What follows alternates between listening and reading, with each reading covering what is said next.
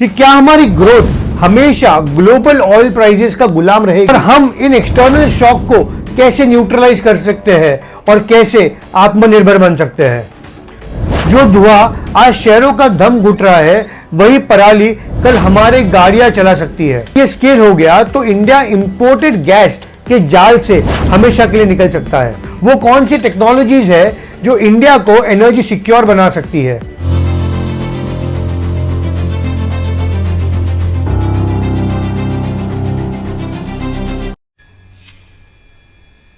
एक मिसाइल चलती है और यहां आपकी जेब से पैसे निकल जाते हैं। जब इजराइल और ईरान के बीच धमाके हो रहे हैं तो आपको लग रहा होगा ये तो ग्लोबल न्यूज है, लेकिन दोस्तों सच तो ये है कि वो आग की लपटें धीरे धीरे आपके पेट्रोल पंप तक और आपकी किचन तक पहुंच रही है।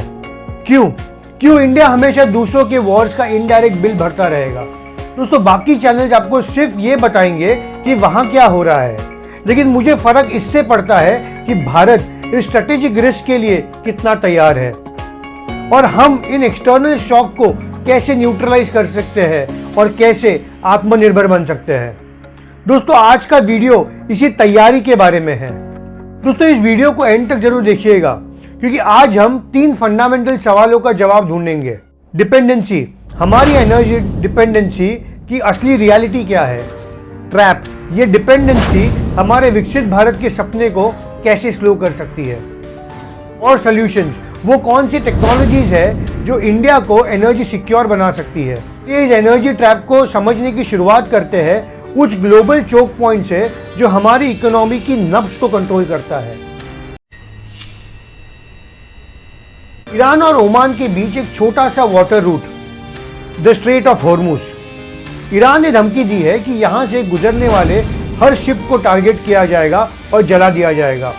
यह ग्लोबल इकोनॉमी के लिए सबसे बड़ा डर है, क्योंकि दुनिया का 20% ऑयल ट्रेड इसी रास्ते से गुजरता है। भारत के लिए भी ये क्रिटिकल लाइफलाइन है, क्योंकि हम अपना 85% क्रूड ऑयल इंपोर्ट करते हैं। मतलब अगर वहां टेंशन बढ़ता है तो हमारे पेट्रोल पंप पर प्राइस वोलेटिलिटी शुरू हो जाती है। और यह सिर्फ शुरुआत है, लेकिन बात सिर्फ पेट्रोल की नहीं। जब एनर्जी महंगी होती है तो उसका एक डोमिनो इफेक्ट शुरू हो जाता है। लॉजिस्टिक्स कॉस्ट बढ़ते हैं और फिर धीरे धीरे आपका इलेक्ट्रिसिटी बिल, गैस सिलेंडर और आपकी सब्जी सब महंगा हो सकता है। इसका इनडायरेक्ट बिल आखिर में वो आम इंसान पे करता है जिसका इन ग्लोबल वॉर से कोई लेना देना नहीं। इसीलिए एनर्जी सिक्योरिटी एक इकोनॉमिक इशू नहीं है सिर्फ, ये इंडिया की स्ट्रैटेजिक इंडिपेंडेंस का सवाल है। दोस्तों विकसित भारत की जर्नी में एक फंडामेंटल सवाल हमारे सामने है कि क्या हमारी ग्रोथ हमेशा ग्लोबल ऑयल प्राइसेस का गुलाम रहेगी, या हम अपनी ग्रोथ अपने डोमेस्टिक रिसोर्सेज से पावर करेंगे। दोस्तों ये एनालिसिस आपको आज जरूर चौंका देगा।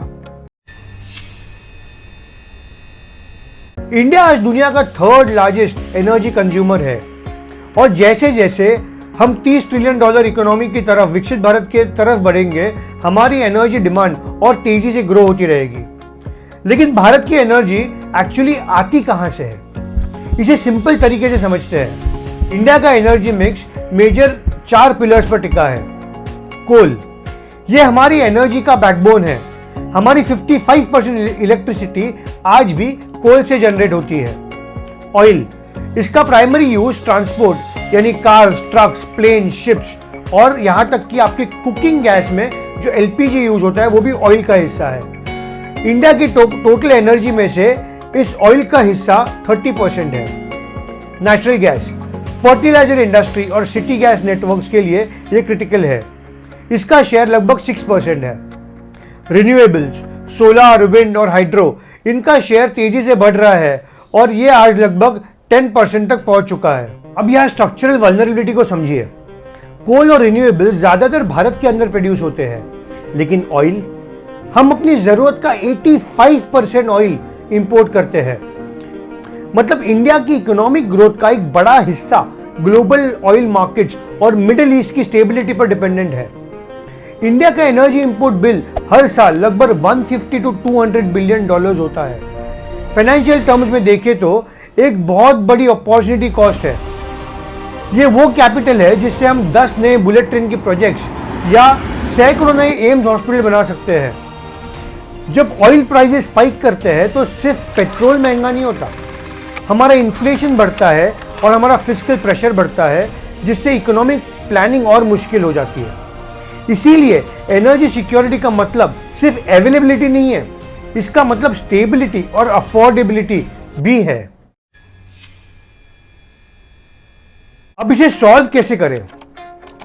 हमें उन रिसोर्सेज पर फोकस करना होगा जो हमारे पास एबंडेंस में है, और उन टेक्नोलॉजीज पर फोकस करना होगा जो फ्यूचर में एनर्जी सिक्योरिटी का पूरा गेम बदल सकती है।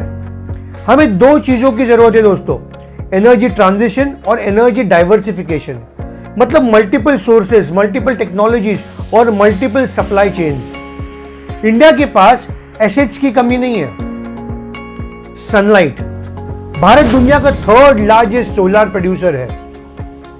विंड, 1164 गीगावाट के पोटेंशियल के साथ हम दुनिया में फोर्थ है। कोल, हमारे पास दुनिया का फिफ्थ सबसे बड़ा कोल रिजर्व है। बायोमास, खेतीबाड़ी से निकलने वाला 460 मिलियन टन कचरा हर साल 50 गीगावाट बिजली बना सकता है, जो इंडिया को बायोफ्यूल्स का ग्लोबल हब बनाने के लिए काफी है।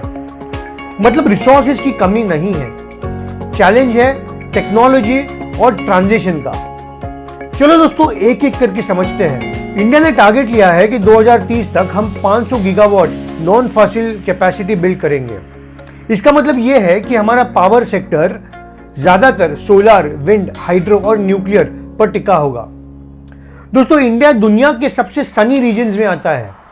साल के 365 में 300 दिन हमें क्लियर सनलाइट मिलती है। इसीलिए प्रधानमंत्री सूर्य घर योजना जैसे स्कीम्स इस ट्रांजिशन को एक्सेलरेट कर रहे हैं। लेकिन यहां एक टेक्निकल रियलिटी है, इंटरमिटेंसी। सूरज हर वक्त नहीं होता और हवा हर वक्त नहीं चलती। इसीलिए इंडिया को अग्रेसिवली इन्वेस्ट करना होगा स्मार्ट ग्रिड्स और बैटरी स्टोरेज टेक्नोलॉजीज पर। लेकिन फैक्ट्रीज, स्टील प्लांट्स और हेवी ट्रांसपोर्ट सिर्फ सोलर पैनल्स पर नहीं चल सकती। इसीलिए नेक्स्ट टेक्नोलॉजी हमारे लिए गेम चेंजर बन सकती है। स्टील, शिपिंग और हेवी इंडस्ट्री, इन सेक्टर्स को डीकार्बनाइज करने के लिए ग्रीन हाइड्रोजन को फ्यूचर फ्यूल माना जा रहा है। इंडिया ने लॉन्च किया है नेशनल ग्रीन हाइड्रोजन मिशन, जिसका टारगेट है भारत को एक ग्लोबल हाइड्रोजन हब बनाना। लेकिन यहां सबसे बड़ा चैलेंज है कॉस्ट। आज ग्रीन हाइड्रोजन काफी महंगा है। अगर इंडिया को स्केल अचीव करना है तो प्रोडक्शन कॉस्ट को गिराना होगा और इंडस्ट्री को अर्ली स्टेज पर इंसेंटिव्स देने होंगे। कोल गैसिफिकेशन, जमीन के नीचे हमारे पास 360 बिलियन मेट्रिक टन कोयले का भंडार है, दुनिया का फिफ्थ सबसे बड़ा रिजर्व। लेकिन हम सब जानते हैं कोयला मतलब पोल्यूशन। लेकिन क्या हो अगर मैं आपको यह बताऊं कि प्रॉब्लम कोयले में नहीं है, बिजली बनाने के पुराने तरीके में है। दोस्तों एक टेक्नोलॉजी है जिसको कहते हैं कोल गैसिफिकेशन। इसे हम कोयले को सिन गैस में, सिंथेटिक गैस में बदल देते हैं और इस गैस से हम मीथेन, इथेनॉल, मेथनॉल जो चाहे वो हाइड्रोजन और कार्बन को चेंज करके बना सकते हैं। वो चीजें जिसके लिए आज महंगी नेचुरल गैस इंपोर्ट करनी पड़ती है। यहां तक कि अब कोल से स्टील भी बन रहा है। फ्यूचर में जब हम कोल से बिजली बनाना बंद कर देंगे तब यही टेक्नोलॉजी हमारे कोयले के खजाने को काम पर ले आएगी। गवर्नमेंट का भी टारगेट है कि 2030 तक 100 मिलियन टन कोल गैसिफिकेशन हो। यह टेक्नोलॉजी थोड़ी महंगी है, इसीलिए प्राइवेट इन्वेस्टमेंट और सरकारी पुश दोनों की जरूरत है। लेकिन अगर ये स्केल हो गया तो इंडिया इंपोर्टेड गैस के जाल से हमेशा के लिए निकल सकता है। इंडिया एक एग्रीकल्चर कंट्री है, इसीलिए क्रॉप वेस्ट और ऑर्गेनिक वेस्ट हमारे पास बहुत ज्यादा है। इन सब से बायो एनर्जी और बायो सीएनजी बन सकता है और इसीलिए गवर्नमेंट ने भी कई इनिशिएटिव्स लॉन्च किए हैं। यह टेक्नोलॉजी हमारे रूरल इकोनॉमी के लिए एक गेम चेंजर साबित हो सकता है। यह फार्मर्स की इनकम को बढ़ा सकता है और स्टबल बर्निंग यानी पराली जैसे बड़े पोल्यूशन की प्रॉब्लम को जड़ से खत्म कर सकता है। जो धुआं आज शहरों का दम घुट रहा है, वही पराली कल हमारे गाड़ियां चला सकती है। लेकिन यहां सबसे बड़ा चैलेंज है लॉजिस्टिक्स का। बायोमास प्रोजेक्ट्स को स्केल करने के लिए कचरे का कलेक्शन और लोकल इंफ्रास्ट्रक्चर बहुत स्ट्रॉन्ग करना पड़ेगा। न्यूक्लियर पावर और एक स्टेबल ऑप्शन है न्यूक्लियर एनर्जी। यहाँ इंडिया के पास एक बहुत बड़ा एज है। हमारे पास दुनिया का सबसे बड़े थोरियम रिजर्व्स है। यह टेक्नोलॉजी लो कार्बन है, रिलायबल है और हमें 24/7 इलेक्ट्रिसिटी दे सकती है। इंडिया ग्रेजुअली अपने न्यूक्लियर कैपेसिटी को एक्सपांड कर रहा है। हमारा टारगेट है कि 2032 तक लगभग 22 गीगावाट पावर अचीव करें। लेकिन न्यूक्लियर प्रोजेक्ट्स में हाई कॉस्ट और पब्लिक परसेप्शन दोनों बड़े चैलेंजेस हैं। इसीलिए लॉन्ग टर्म प्लानिंग और ट्रांसपेरेंसी यहां सबसे ज्यादा जरूरी है। तो पिक्चर दोस्तों कुछ ऐसा है। सोलर और विंड हमारे इलेक्ट्रिसिटी सिस्टम को ट्रांसफॉर्म करेगा, हाइड्रोजन फ्यूचर इंडस्ट्रीज को फ्यूल देगा, कोल गैसिफिकेशन और बायोमास हमारी इंपोर्ट डिपेंडेंसी को कम करेगा और न्यूक्लियर हमें वो जरूरी स्टेबल पावर प्रोवाइड करेगा। मतलब सोल्यूशन किसी एक टेक्नोलॉजी में नहीं है, सोल्यूशन इन सबके एक स्मार्ट कॉम्बिनेशन में है। अगर इंडिया अपनी नेचुरल स्ट्रेंथ, सनलाइट, विंड और हमारे कोयले के खजाने को सही टेक्नोलॉजी के साथ जोड़ दे तो एनर्जी सिक्योरिटी ये सिर्फ एक पॉसिबिलिटी नहीं, ये हमारी सबसे बड़ी नेशनल स्ट्रैटेजी बन सकती है। दिस इज टुवर्ड्स विकसित भारत 2047 बाय चिन्मय नांडेकर। दोस्तों यहाँ सिर्फ हाइप नहीं, क्लैरिटी मिलेगी। अगर आपको ये ब्रेकडाउन या एनालिसिस पसंद आया तो इसे उन लोगों के साथ शेयर करें जो इंडिया की ग्रोथ में इंटरेस्ट रखते हैं और कमेंट में बताएं आपको भारत का सबसे बड़ा एनर्जी एसेट क्या लगता है और मेड इन इंडिया पोटेंशियल आपको किस टेक्नोलॉजी में सबसे ज्यादा दिखता है। Let's build a future together दोस्तों। Thank you.